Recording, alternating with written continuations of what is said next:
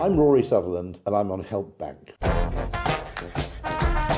And I'm going to answer a series of questions. The first one is, what is the biggest marketing lie? The biggest marketing lie is that marketing is a cost. Once you frame marketing as a cost, you've got the wrong mindset. Marketing is a way of avoiding opportunity cost. It's completely wrong to frame it that way. The second biggest lie is that you should only do marketing when it's completely measurable or accountable or quantifiable, because that's simply setting the bar too high, and a lot of very valuable things you can do to distinguish yourself are rendered impossible by that rule. Don't follow that rule. Measure what you can, but don't demand that you measure everything. That's simply a limitation. How can you make a boring product interesting? Don't ever think of a product as boring, because if it's solving someone's problem, it may seem boring to random passers-by, but when something goes wrong with your boiler parts suddenly take on an extreme level of interest. There is a way in which I think it pays to make them distinctive, eccentric, even to the point of seeming slightly gratuitous. If you just add some unusual feature. I'll give you an example, okay? Not a boring product at all, a very interesting product, but the wonderful foil cap they used to put on the lid of San Pellegrino cans was notionally pointless, but it made it completely different from every carbonated drink. Suddenly, because you had this foil cap on the top, it was like an access all areas pass. You could actually have cans of San Pellegrino at your wedding, which you probably wouldn't do with, say, Fanta. Perhaps. It can be a packaging detail, it can be a service detail. You can always bundle products with service, by the way. If you think your product's a commodity, you can decommoditize it by adding interesting, distinctive, and remarkable service levels to it. Great book you should read on this, by the way. It's Unreasonable Hospitality by Will Guidara, who's a restaurateur, and it's an absolutely fantastic book on how to differentiate yourself. How do big companies manipulate us to buy? It's a bit unfair, this phrase of manipulation. The value of anything depends on how we contextualize it. You can make really good things worthless by marketing in the wrong way. You can make boring things exciting by marketing in the right way. It's not reasonable to suggest that there's an objective view and valuation attached to a product that marketing interferes with. Everything only has a value to the extent to which we perceive it as valuable. That is not to say, by the way, you cannot do bad things with marketing techniques. You can undoubtedly mislead, you can obviously lie, you can use cunning behavioral science tricks to malicious intent. I mean, it's very interesting that generally very successful con men have usually discovered something of that kind. Bernie Madoff, for example, had the ingenious marketing idea of making his fund really difficult to invest in. If you're a billionaire, you're not used to people saying no to you, so this drove people practically insane with their desire to invest in the fund, to a point that they suspended most of their usual healthy skepticism. Absolutely not saying for a second that marketing is evil, but it's completely inaccurate to say that marketing by its nature misrepresents something. There is no objective value attached to anything that's independent of your perception. You're marketing whether you like it or not. What human behaviors are the easiest to exploit? Habit and social proof, because they're innate. So getting people to do the same again and getting people to do the same as other people are doing are undoubtedly they're hardwired. Oh. When I say that habit and social proof are very easy to exploit, we have these two mental default settings, which are do what everybody else does, do what I've done before. I always assumed that Jenner just came up with the smallpox vaccination. Everybody celebrated it. Brilliant, we've cracked this one, we're off to the races. He had to contend with huge opposition, people saying it was unbiblical, people saying they'd never done it before, it was untested, untried. Every one of those things, from, say, drink driving to same-sex marriage to the adoption of the internet to the adoption of mobile phones, has required extraordinary levels of marketing. It seems extraordinary now to anybody in 2024, the idea that you have to advertise home electricity. Trust me, for the end of the 19th century all the way through to the middle of the 20th century, there were advertising campaigns by electricity boards extolling the benefit of having electricity in the home. In retrospect, we forget marketing because we don't say, I was marketed into doing this. We say, I bought it because I wanted to, because it was a great product. But that very reaction, the fact that you're doing something different, is actually very largely the product of marketing activity. Why do people get addicted to products? Very similar to, I think, habituation and ritual. There are certain products which actually acquire a kind of ritualistic thing where we just don't want them to change. We're familiar with them.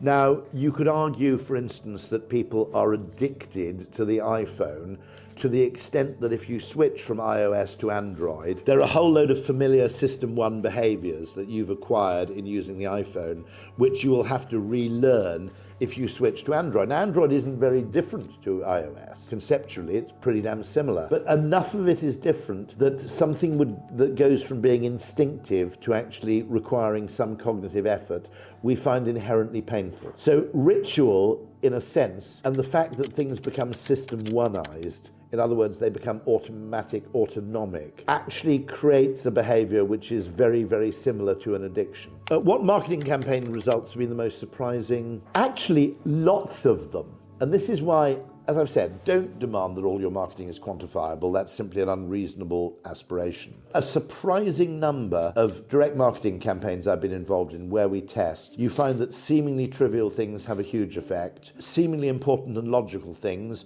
are sometimes counterproductive.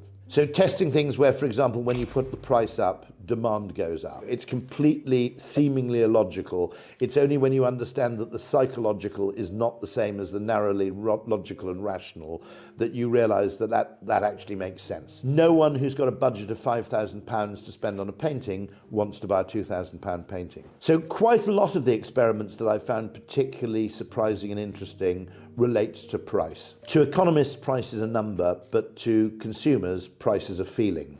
You can actually make the same thing feel expensive or feel good value for money simply by changing what people compare it to. Famously, I've always told this story, Rolls-Royce and Maserati stopped exhibiting their cars at car shows because they looked really expensive, and they switched instead to exhibiting their cars at yacht and aircraft shows.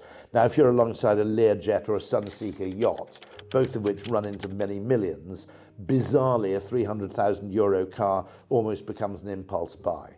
What's your most controversial marketing take? I would argue that there is no objective perception of value whatsoever, that our valuation of something is internally constructed, it's a product of internal perception, and is therefore the product of mental processes which are highly influenced by context. But the fact that actually nothing is context independent, and therefore nothing can be completely marketing free. When you decide to go into one cafe rather than another cafe, well, in theory, yes, you'd look at reviews of the food, how reliable those reviews are. In fact, what you're doing is you're unconsciously reading a whole load of things about the design of the cafe, the furniture, the layout, the location, and you're making predictions based on what can only be said are kind of correlations, expectations, but largely most of what we perceive is actually a prediction. I find that very, very interesting because it explains, I think, to a large extent why it's very, very dangerous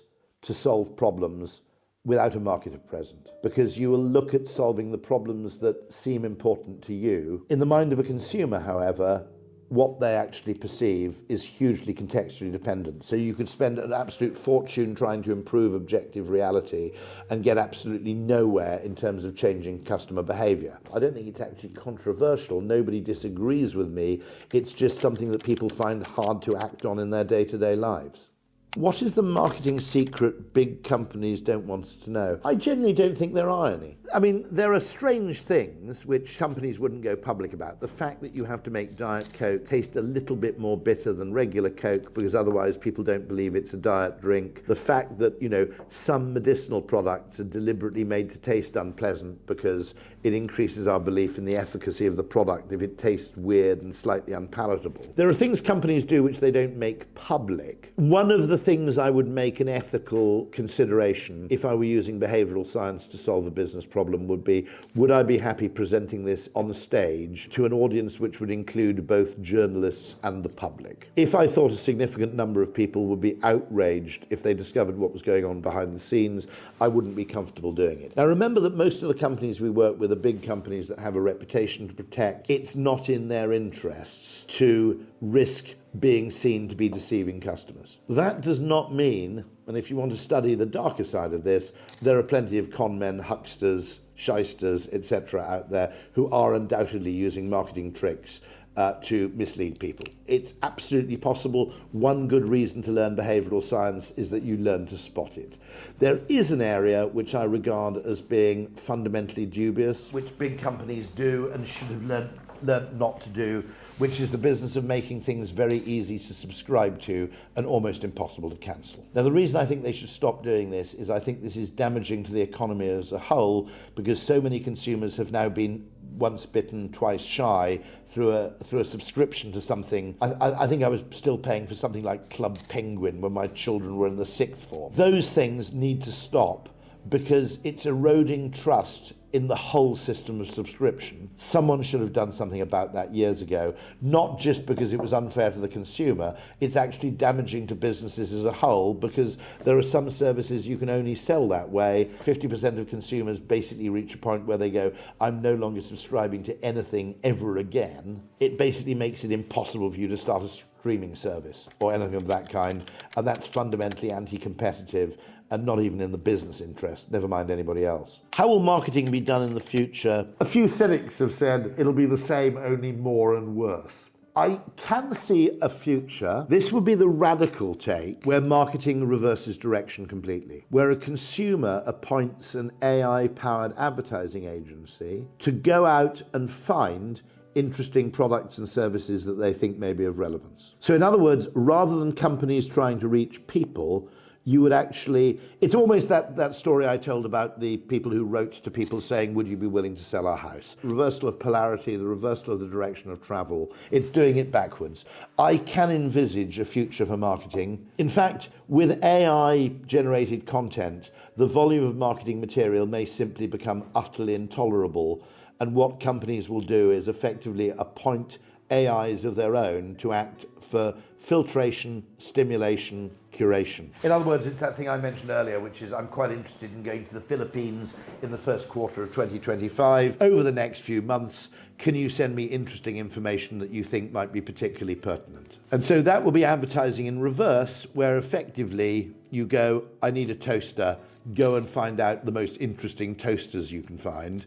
In other words, it's marketing done backwards. I don't see any reason why this shouldn't become popular in the next 5 to 10 years. It's possible that if the volume of marketing material automatically generated becomes ridiculously high, it won't only be popular, it will be unavoidable. What inspires you as a marketer? Oh, just a few things. The fact that you're always learning. There's a lovely, lovely thing about marketing in general, and that's the one thing I'll always recommend about people going into advertising or marketing. There aren't that many jobs where doing anything can make you better at your job. You know, if you're an actuary and you sit outside a cafe or you observe the queue at Gales, it doesn't make you a better actuary. If you're in marketing or advertising, or indeed sales to some extent, I'd say, if you're in one of those psychologically informed disciplines, anything you do, going and seeing a French art house film, going to the cinema, going to a restaurant, riding on the top deck of a bus, eavesdropping on other people's conversations, anything, even the seemingly trivial, can make you a lot better at your job. That's still rewarding 35 years on.